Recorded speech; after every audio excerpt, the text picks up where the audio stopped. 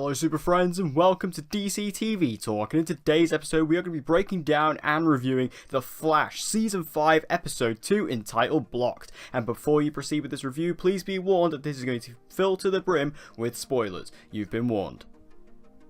So after what I would say is a spectacular season premiere with episode 1, Nora, I was very excited going into this episode, and I have to say that this episode continues the quality of the first episode. While not quite being as good, it still, is continuing the trend that episode 1 set for the season.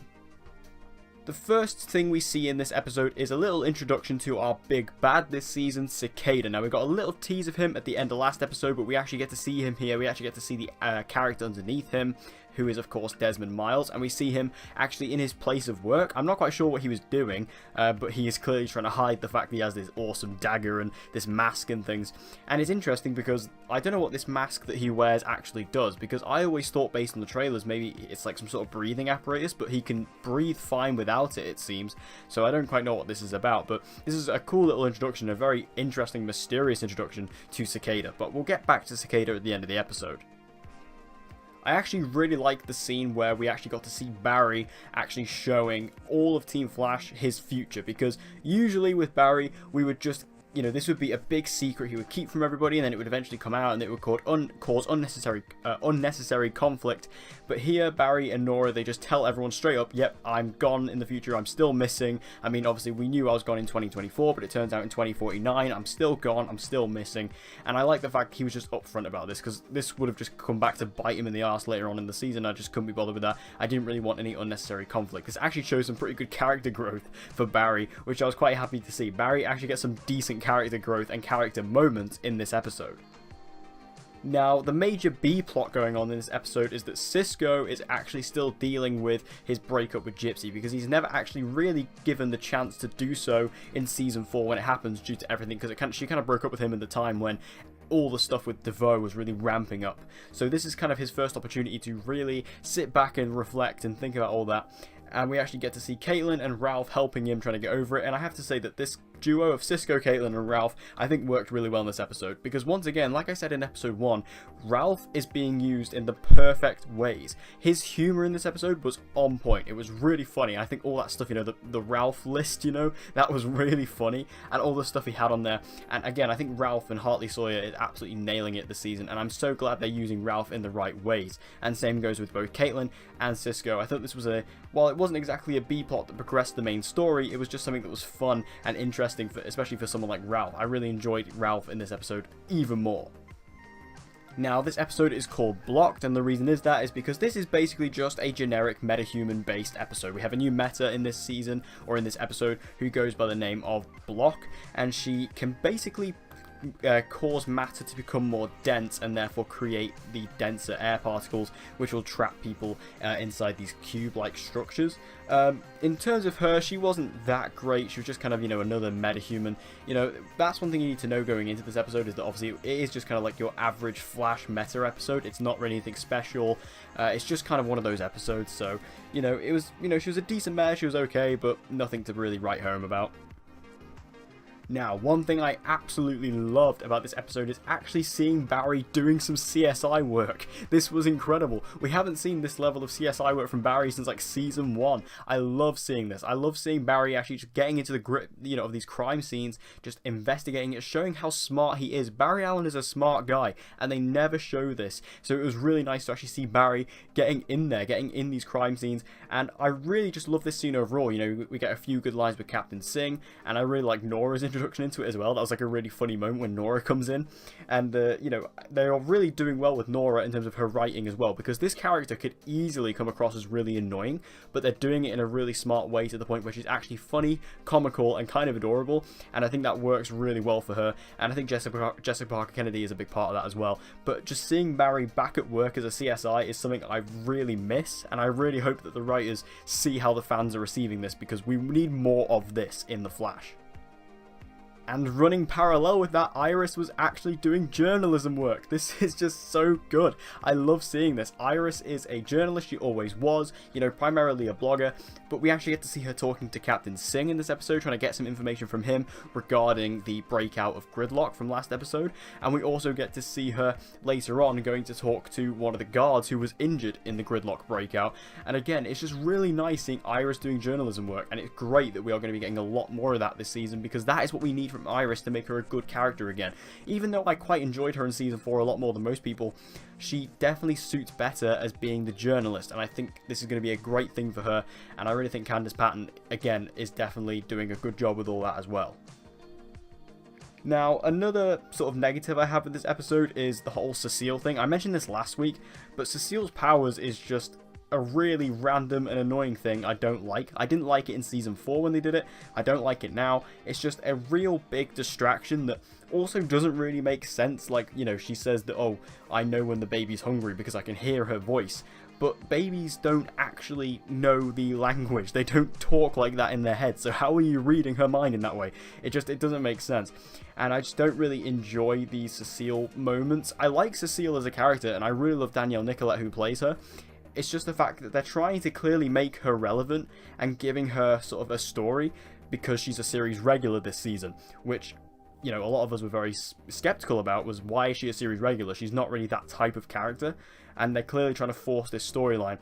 And it wouldn't be so bad them trying to force a storyline, but it's the exact same storyline that they did last season. So it's just a complete repeat, and it makes, you know, it just makes this feel like, what's the actual point? So, you know, this whole Cecile thing is kind of annoying. I guess we have to see where they go with it, but it's just a little bit distracting. Now, while Caitlin is out there helping Cisco get over Gypsy, they are also trying to investigate, obviously, what happened to Caitlin's father due to them finding out that the death certificate for her father was actually forged.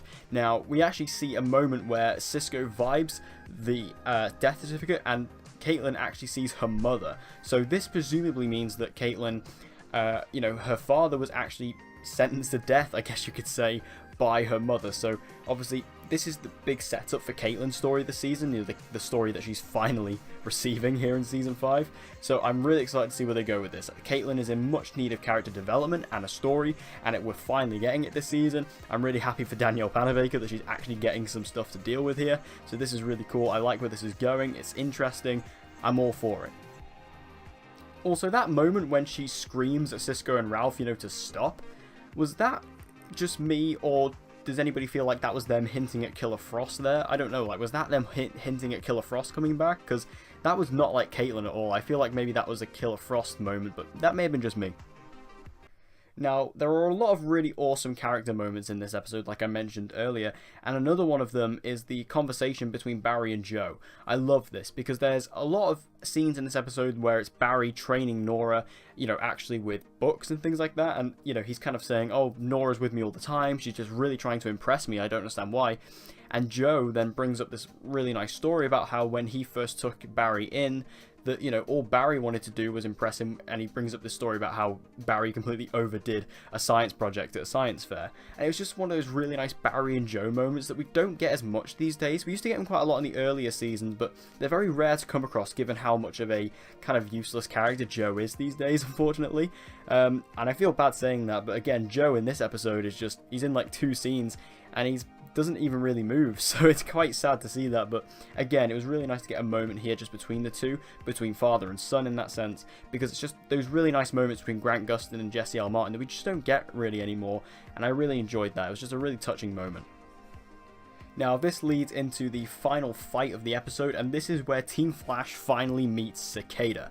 We see them originally going out to take down this Block character. We have Barry and Nora going out there, and then Cisco and Ralph actually join them, and I love this. This was really cool. So Cicada throws his lightning bolt dagger onto the floor, which then drains the powers of both Barry, Cisco, and Ralph, so they don't have their powers, and this basically turns into a brawl knuckle fist fight as we see all 3 heroes trying to take on Cicada at once, and he kind of just destroys them all at once. And this is where the key moment comes in here, because Cisco does get his wrist slashed as well, which obviously, or his hand slashed, which obviously we saw in the trailer. This could lead to the whole Death of Vibe thing that's coming up next week. But what's most important here is we have a moment where Cicada is about to kill Barry, and then Nora comes out and says, "Dad," and Cicada stops. Now this is a key moment here, because this does pretty much confirm, or at least heavily hint, that Cicada is a family man, and the reason why he's doing all this is because of his family, and most likely because his father, or his daughter, sorry, is dead, and she was killed, you know, because of these metahumans. So I feel like, you know, the fact that he saw that this guy who he was about to kill was a father, that, you know, it caused him to snap out of it and stop, because he realized what he was doing is kind of the same situation he was in. So it was very interesting in that sense, and again, it does hint at some things with the backstory of Cicada. I'm sure we'll get that in the next few episodes, but it was a key moment that I was really glad they put in there. It was a really nice little scene. And then we get the ending scene where we have all of Team Flash back at Star Labs, and this is when Nora basically confirms what she knows, as they are talking about the breathing noise that is, and the noise that Cicada makes, and they actually, you know, Nora points out, yeah, it sounds like a cicada, and Barry just says, who's Cicada? And that's where the episode ends. So Nora obviously knows about Cicada, she knows who he is, what he did, what his effect on Barry was. Obviously we don't know what that is yet at this point, but I think it's obviously very interesting that Nora knows what's going on with Cicada, and I really like the fact that obviously she is going to have to reveal to some extent what happens with Cicada. So I really like the fact that she's aware, and I'm just interested to see where this goes next episode. Well, what did you guys think about this episode? Make sure you tell me all your thoughts about it in the comment section down below. Did you like it? What were your thoughts on blocks? Make sure you let me know. Overall, I thought this was a decent episode. It wasn't as good as last episode, but it was still a pretty good continuation from what the precedent was set, you know, from the first episode. Because, I mean, Nora was a really good episode, so it was kind of hard to top that. And because this was kind of a generic kind of episode, it was kind of hard to do that. But I really love all the character moments. I still love Nora, Barry doing CSI work, Iris doing journalist work. There are some really good stuff within here, and everything they've set up with Cicada is so interesting. I'm really hyped for Cicada this season, which surprises me given that I was very anti-Cicada at first, but I'm very much on board with him now. But make sure you let me know what you thought about this episode in the comment section down below. So, thank you guys for watching this video. I hope you enjoyed it. If you did, please give it a like. It'll help me out a lot. And share this video with anyone and everyone you know who loves DC TV, and get them to join the community. And as always, guys, please subscribe for all of your latest content on Supergirl, The Flash, Legends of Tomorrow, and Arrow. And with all that said, guys, I hope to see you again in my next video.